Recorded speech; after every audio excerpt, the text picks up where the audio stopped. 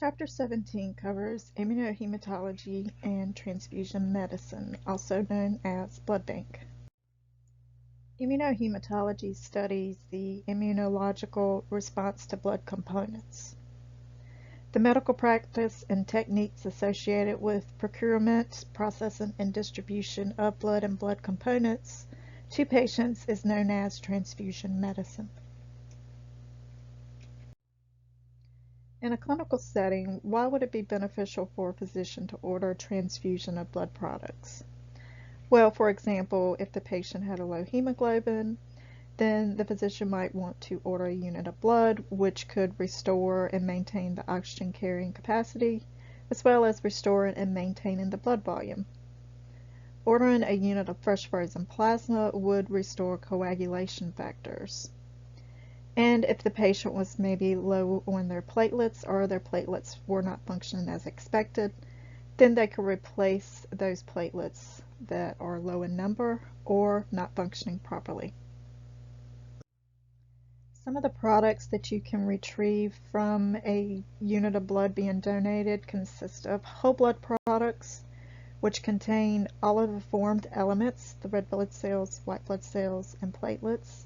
And it also contains the plasma, which is all of your clotting factors. These units are typically used for massive transfusion situations like traumas or massive bleeding, like some sort of maybe an aneurysm. You do not see these types of products, whole blood products, in many laboratories, so it's very likely that you will never encounter a whole blood product during your career as a lab tech. Packed red blood cells are just the red blood cell products along with some additives and preservatives inside the unit. If a patient is immunocompromised, then these products may be ordered irradiated, meaning the irradiation process using gamma waves will actually destroy the white blood cells, which will prevent any sort of graft versus host response. Plasma products consist of fresh frozen plasma, which is all of your clotting factors, plasma derivatives like factor VIII and cryoprecipitate, and then you also have plasma substitutes, which are not always widely used in many of the blood banks either. Platelets can be plateletpheresis, meaning the platelets come from just one donor, and it's a process in which the donor is hooked to a machine, and that machine draws off and spins down the blood, removes the platelets, and then it puts everything else back into the donor, the red cells, the white cells, the plasma product. You can also have random donor platelets, and these are just one donor donates a whole blood product. That product is separated and it makes the red blood cells, the fresh frozen, cryoprecipitate if needed, as well as platelets. Now those platelets, whenever they're transfused, typically are combined with other single donor unit platelets to make one transfusible product. When you're handling platelets, because they are room temperature, they do require special handling and various testing methods to ensure that there's no sort of bacterial contamination before they're transfused to a patient. If you're interested in learning more about the blood donation process, you can go to redcross.org. Blood donations go through several steps in order to ensure that they are safe for the recipient. Part of those steps is making sure that the proper anticoagulants and preservatives are added to the bag so that it can extend the life of the unit of blood as well as prevent the blood from clotting while it is in storage. Blood bags also go through a labeling process. It is a label process that ensures that not only is it labeled properly, but that it also has the pertinent information on the label. It's also important to ensure that red cell units are properly stored, and that includes storing them in some sort of bank that is temperature monitored at all times. Most of them have some sort of temperature monitoring system or alarm system that will alert the staff that something is wrong with the unit, that the temperature is fluctuating. Now this system here records the temperature for 24 hours a day, 7 days a week, and it typically has some sort of chart on it that has a needle that it will circulate and record the temperature each day. Those are changed weekly, and they do have to be maintained because blood donations are regulated by the FDA. Since this is a transfused product, it is considered a type of drug. There are several tests that happen to a unit of blood before it is ever placed into inventory to be acceptable for transfusion for the patient. So not only do we have to determine the blood type of the unit of blood and if there are any sort of antibodies that are blood type related that could harm a patient, but we also have to make sure that there are no diseases that can be transmitted with that unit of blood. So here's a list of the various diseases that are tested for, like syphilis, hepatitis, HIV, HTLV, Zika, West Nile, T. cruzi, Babesia, CMV, HLA, and other blood group antibodies that may be needed to be determined depending on the recipient. Ebola virus, which is screened now through a donor education material and donor history questions. Now, when they draw a unit of blood, in order to ensure that they get tubes to actually have the testing done on, when the unit is drawn, the blood will leave the patient's arm and it travels into this little satellite bag, and on the end is a collection device, which you can't see, which allows these tubes to be snapped onto that collection device, and the blood is drawn off of that. Now, once this bag fills up, there's actually a little device, and I believe it may be hidden up under the skulls, and that device will clamp off and it will let the blood reroute so that it comes into the actual bag, and then the donor tech can take those samples off of that satellite bag. Other donations could include autologous donations and directed donations. Now, with an autologous donation, the patient goes in and they donate blood to themselves just like they would any other donation, except with an autologous donation, this unit is labeled specifically for the patient that donated it. At one point in time, this was kind of a standard where patients would go in, give a unit of blood or 2 units of blood several weeks before surgery, and then during surgery, if they needed the blood, then the units would be given back to the patient. It has kind of reached a point where this doesn't happen as much. While it is safer for the fact that the patient is getting their own blood and they don't have to worry about any sort of transfusion associated exposures or getting any sort of missed viral infection that was missed on testing because it was so early in the exposure to the donor. And while it was considered safe for that reason, it's also been studies to show that it does put the patient at higher risk for having some sort of transfusion associated bacterial type infection. So there are some benefits to it. That's something that a patient really should weigh out with their doctor, whether it's a benefit. And it may be a greater benefit if the patient has some sort of rare antibody or something like that. But sometimes those donations can drop the patient's hemoglobin down just prior to surgery, so it may not be as much of a benefit as once thought. Directed transfusions is when somebody donates blood for a particular individual. So perhaps somebody wants to donate blood for a relative. So as long as the blood types and the compatibility matches, then that is a possibility. And I have seen this happen with patients who have rare antibodies. Then typically the genetic makeup for those antigens is compatible with a family member. So sometimes the family member may do a directed donation for cases like that. Antigens and antibodies in the blood bank world consist of your red blood cell antigens, and these are inherited. It's the genes that you get from mom and dad that helps determine what your blood type is. There are also isoantibodies, and these are a result of some sort of internal or external antigenic stimuli. And this can happen in cases of bacteria in the gut that can do some stimulation of some blood type specific antibodies.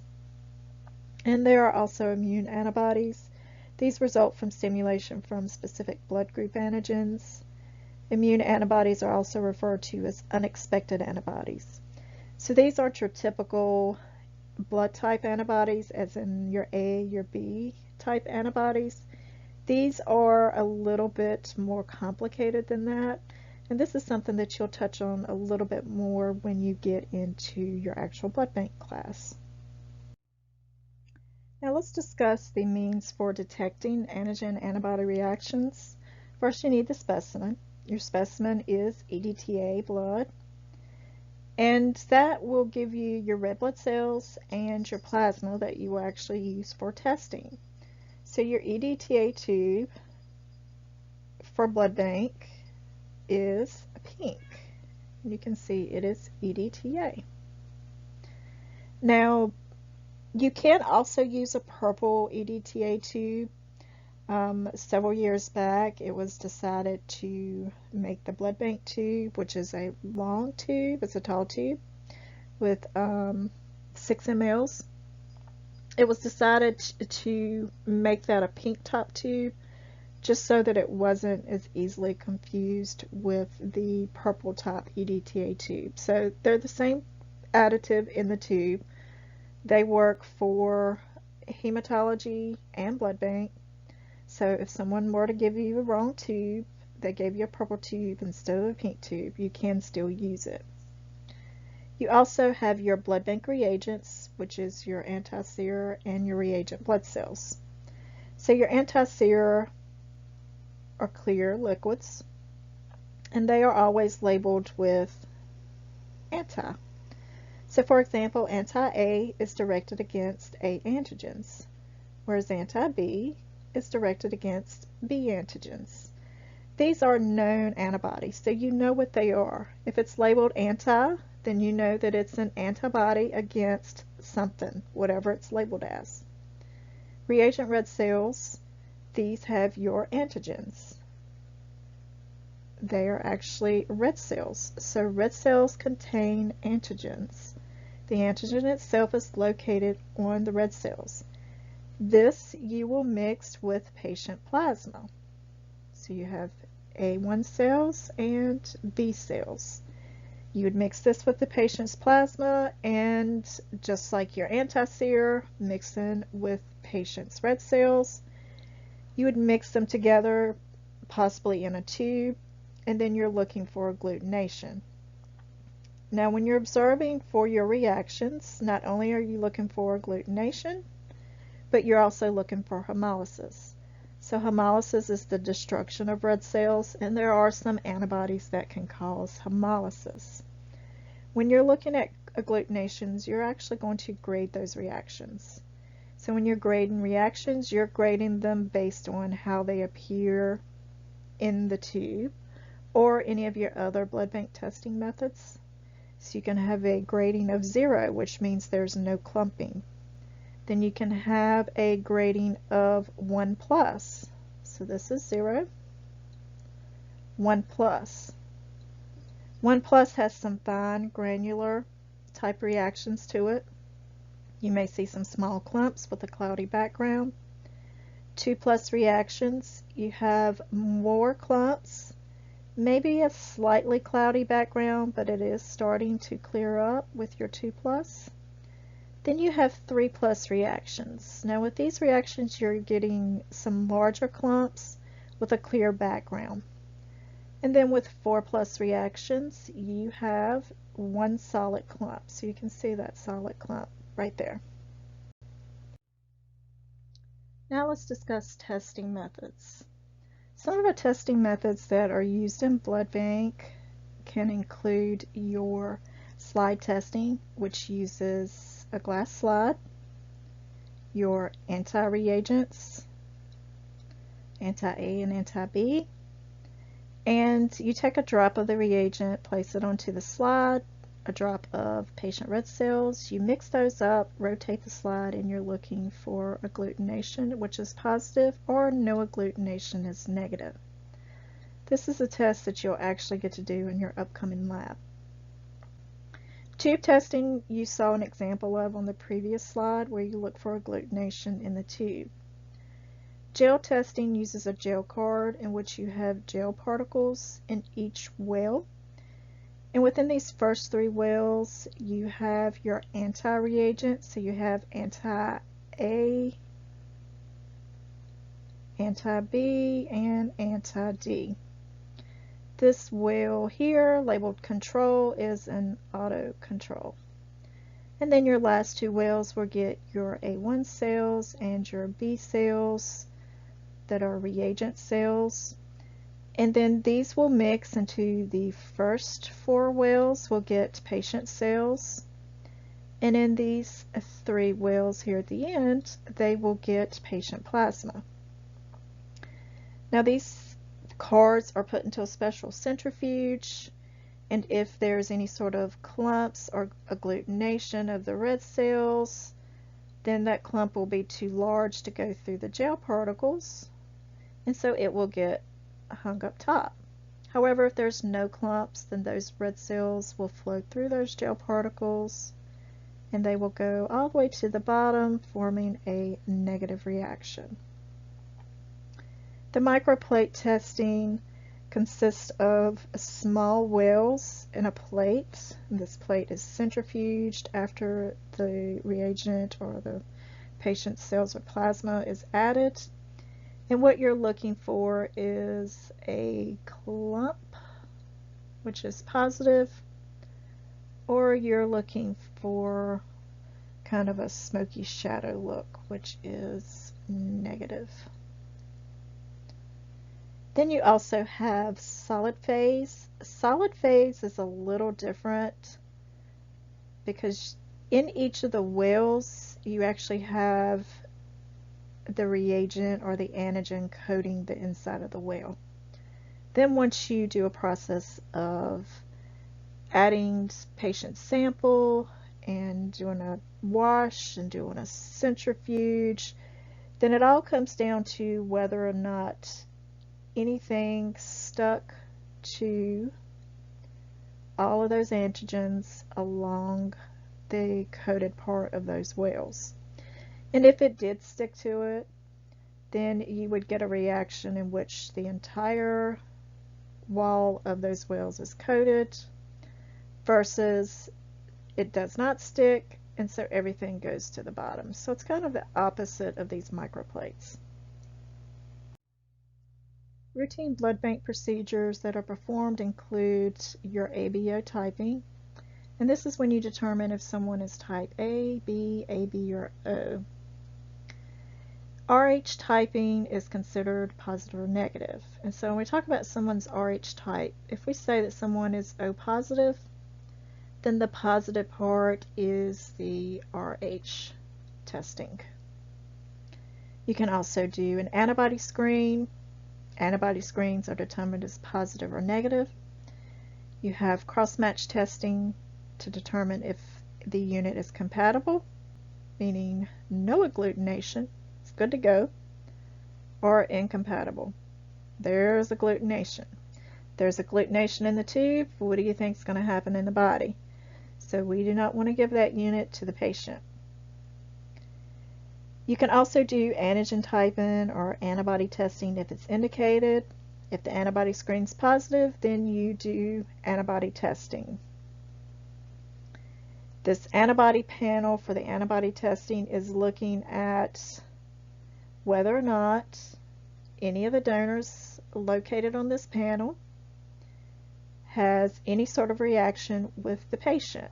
So you test the patient against them. If they react, then one of these antigens on the donor cells has caused that reaction. So you get the fun game of doing rule outs and cross outs and determining which one of these it is. So this is all stuff that you'll get to learn when you're actually in blood bank.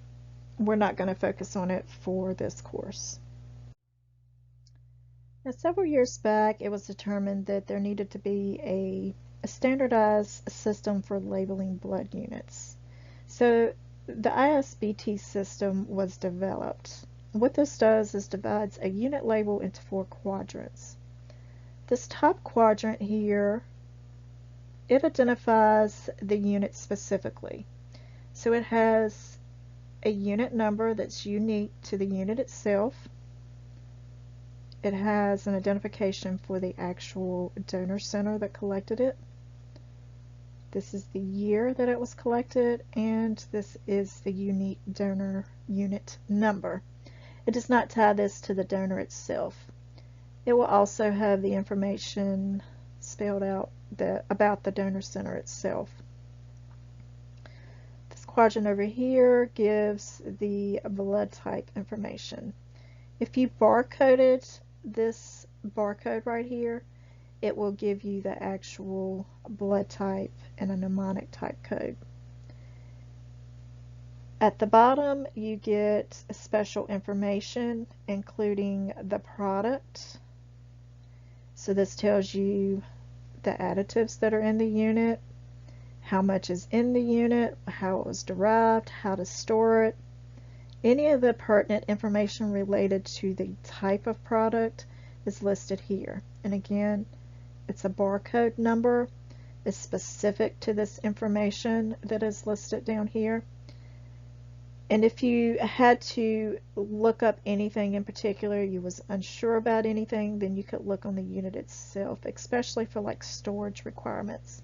If you have to do any kind of component prep to a unit and it changes the status of the unit, then it may change how it's stored. The expiration date of the unit is listed in this quadrant over here, along with any special testing. So this expiration date can be barcoded as well. And the special testing of the unit could include anything that was done, that was tested, that may be specific to this unit, like any of this antigen testing here. If a donor had been tested with specific antigens, it'd be easy to pull them if you're trying to match them up with a patient that had antibodies. So if a patient had an antibody to a big E, then we could look at this donor unit. If it had been previously tested, we can look for big E. We can see that it's positive, and we can say, okay, well, my patient has an antibody to the E antigen, and this unit says that it is positive for the E antigen. So I'm not going to give this unit to my recipient because that E antigen is going to react with my patient's E antibody and it's going to cause an agglutination. Anti-human globulin reaction. Sometimes you'll hear physicians refer to this as Coombs testing. It is not called a Coombs test. Coombs is a dead man. He's who discovered this testing methodology. So it really shouldn't be referred to as a Coombs test, but rather it is an AHG test. And they also get a little bit confused when they talk about AHG testing because sometimes they'll say that they want a direct test and an indirect test. So the direct test is the actual, what we call a DAT test. And what DAT testing looks for is to see if red blood cells have been sensitized or coated with some sort of antibody, and this is in vivo. So we're looking to see if it's been sensitized in vivo, in other words, in the patient's body. So with the DAT test, you are directly testing the patient's red blood cells for any sort of antibody coating.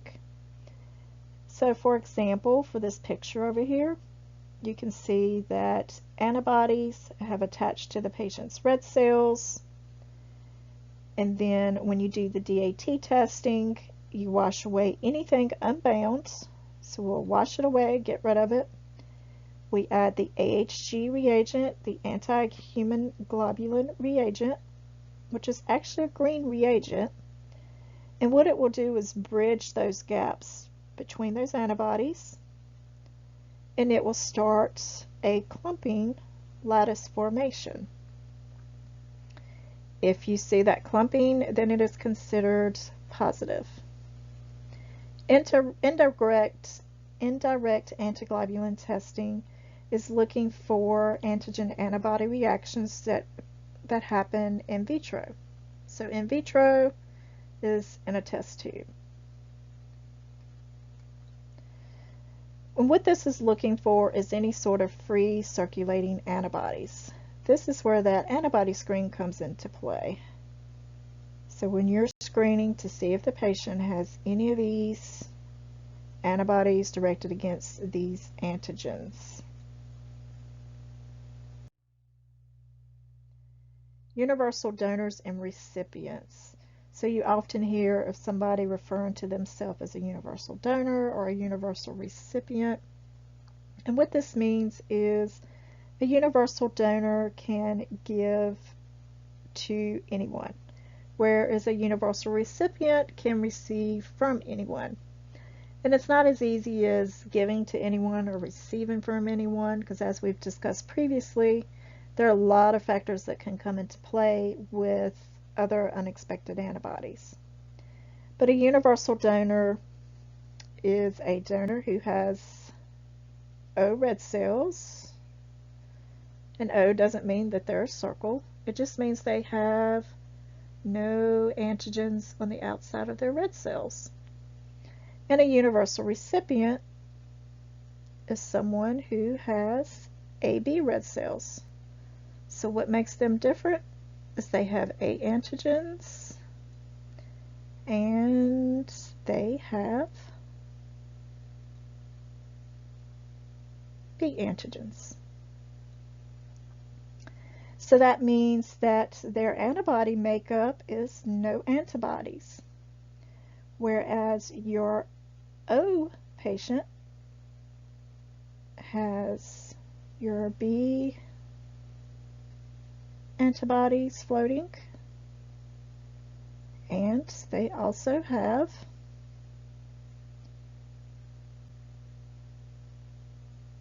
A antibodies. So your universal donor could be given to anyone because they have no antigen sites to be bound to, whereas your universal recipient has no antibodies that would attack any of those antigens from those donors. When performing testing in the blood bank for compatibility and ensuring that a cross-match is safe for a recipient, you want to consider that the red cells are not going to harm the patient in any way, and that the red blood cells will be selected that will give maximum benefit to the patient. And you'll do this by performing compatibility testing. Now, not only will you match up the blood type of the patient as far as their ABO and their RH, but you're also going to make sure that there are no unexpected antibodies by doing an antibody screen that could potentially cause a reaction against that donor. So because we're given donor red cells, remember we're given those packed units of red blood cells, we're going to give donor red cells to the patient. So we want to mix some of those donor red cells into a tube or whatever test method we're using. along with some of the patient plasma. So we're going to mix that into the tube. And whatever our test method is, whether it's centrifugation or some other test method, then we'll perform this step, and we're looking to see if it's compatible or incompatible. In this case, somebody picked the wrong unit. It wasn't me, because I know what I'm doing. And they put it in this tube, and guess what? It clumped up. Now remember, I said if it clumps, you do not give it. If it's going to do that in the tube, what do you think it's going to do to the body? So we would call this incompatible, and we would not give it. That's a no-go. Adverse effects are considered some sort of transfusion type reaction. Now it could be that someone gave the wrong unit of blood, and that could cause a severe transfusion reaction, but typically those types of errors are not made nowadays. With technology and the checks that are put into place, those errors are typically prevented. However, if there's some sort of suspected transfusion reaction during or post a transfusion, it's considered clinically significant. The signs and symptoms can vary based on the patient and the type of reaction, but generally it includes chills, fever, temperature, pain at the site, pain in the back, nausea, vomiting, shock, a drop in blood pressure, rapid pulse changes, or anything in particular. They actually considered some sort of anxiety type reaction as a form of a transfusion reaction, because it's kind of like the patient can kind of start feeling that something's not quite right. And in that case, the nurse would stop the transfusion immediately, notify the physician, and take the proper steps to perform testing within the blood bank to make sure that there's no sort of obvious error that happened to cause that transfusion reaction. First effects of transfusion reactions are rarely fatal, but the byproducts of the red blood cell destruction can pose a problem. And usually you basically treat the symptoms. You make sure that the patient is monitored properly. Now, as you can see, our little fellow over here, he's not feeling so well. Not only did he get a bad nurse for the night, but he's also having a reaction to his transfusion. And whatever that reaction is, whether it's just that he just does not feel well, he's got some anxiety, he's got a few chills. Now, granted, it could be for whatever he's in there for. It could be that he's in there for some sort of pneumonia or infection, and he's got chills anyway. Well, we can't determine that, so the nurse is going to stop it and then send the sample to the blood bank. She's got to take this out of his arm, got to stop this unit of blood, and that's just normal saline. That's what's running in with the blood. And then all the testing goes to blood bank, and we recheck things like blood type, we recheck things like compatibility to make sure that the wrong unit wasn't given. And then it goes through a process of checking symptoms, and the pathology will do a review to see if they feel like it's anything related to the unit of blood itself or a component into the unit, or whether it's affecting the patient in some adverse way. Something else to consider in the blood bank world is hemolytic disease of the fetus and newborn. So what this is a process in which the mother is actually sensitized with the baby's red cells. So she actually starts to build a response to the baby's red blood cells. And those baby red blood cells will circulate back into mom's circulation. Mom's body recognizes it as something foreign, and then she starts to make antibodies.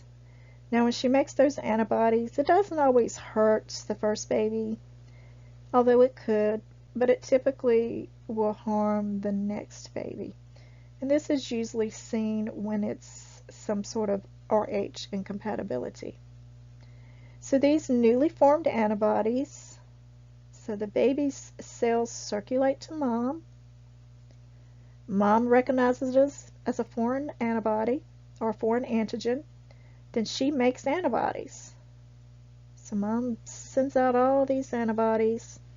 Well, those antibodies, if they are IgG type antibodies, they'll cross-block over the placental wall, and then they get into the baby's system and they start coating the baby cells. So of course, when antibodies coat a red cell, then it tags it for destruction. Now, this could be due to some sort of ABO incompatibility. This is usually where mom is group O. Remember, the group O does not have any antigens. And then the baby inherits A or B from the dad. And then those AB or A or B antigens circulate back over to mom. Mom recognizes it as foreign because she has what antibodies? She has A and B. So those A and B antibodies will cross over the placenta and then they'll attack baby.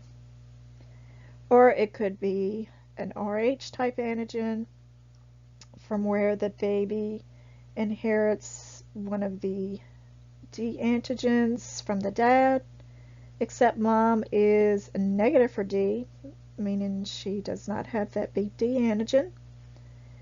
And when mom is negative for D, she recognizes the baby's antigens as foreign. So same concept up here, up top, where the baby's antigens goes to mom. Mom recognizes it as foreign. And then it starts coding those red cells, tags them for destruction. Now, it doesn't exist with just blood type and RH antigens. It also can happen because the baby inherits some sort of antigen from the father, like a big E or a KALE. So what happens to the baby once the baby's born and its red cells are coated with those antibodies? Well, when baby is in mom, mom can kind of help take care of that cleanup process of getting rid of all those waste products. But in the baby, when mom's no longer able to help out, then those coated red cells are recognized by the baby's spleen and they're chewed up and destroyed, and it releases all this hemoglobin, which becomes unconjugated. The baby's liver is too immature. It does not have the enzyme that's needed to convert that bilirubin to an excretable form. So it can't come out through the feces, it can't come out through the urine. And then those deposits of that bilirubin will start to build up. It'll get in the tissues, especially the brain.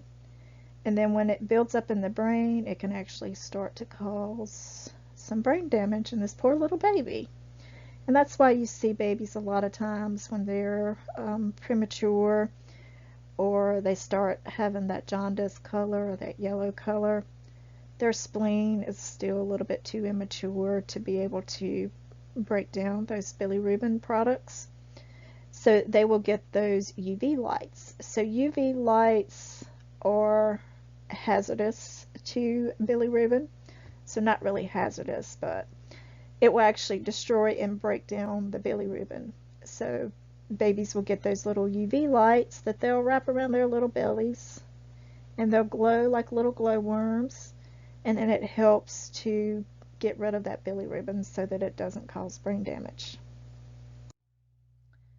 So there are a few things that we can do to help ensure that the poor little baby doesn't experience hemolytic disease of the fetus and newborn. And we can do this by doing prenatal testing. So the mom has testing done early in the pregnancy where we check her blood type, and we also screen for any sort of antibodies that could potentially hurt the baby, and we monitor that throughout the pregnancy. And then once the baby's born, we check the baby's blood type so that we can check to see if there's any sort of incompatibility, and we can kind of get ahead of the fact that that baby might have some issues with that breakdown of those incompatible reactions from mom's antibodies and baby's red cells. And so what we can do is treat the baby with the phototherapy with the little glowworm lights, or in severe cases, the babies could actually get a transfusion to help replace those cells that have been damaged, or to give some cells that won't be destroyed. And some things that we can do to prevent the mom from actually forming an Rh type antibody is by using Rh immunoglobulin. So the mom would get a shot, and then that would keep her from making those antibodies. And then one of the other things that we can do is that if we know mom's Rh negative and the baby's Rh positive, then we can do a screening test which looks for baby's red cells inside of mama's circulating blood, so we can keep her from making an antibody. And we do this by a Rosette test. So with the Rosette test, it is looking for baby cells, which is hemoglobin F, fetal hemoglobin. And those fetal hemoglobin cells will get a specially chemically modified anti-D reagent and some indicator cells, and then they will get coated with all of these other red cells. And what that does is forms a what they call like a rosette or a flower, but it really doesn't always look like that. It looks more like a little clump. So as I mentioned previously, one of the things that we can do to help prevent mom from making any sort of anti-D is to give her Rh immunoglobulin. So Rh immunoglobulin is just basically fake anti-D. So by giving her fake anti-D, she doesn't need to make her own. So if the baby's cells, and this is the fetal newborn or the fetus, little bitty baby in mama's belly, sends a few little red cells over to mama. Well, mama's anti-D, her fake anti-D that is, will tag those little red cells, and that way baby's spleen doesn't have to deal with it. It's not going to tear them up. Mama deals with getting rid of all of that product, and baby never has to deal with it. So that fake anti-D prevents mom from ever being sensitized to those baby red cells.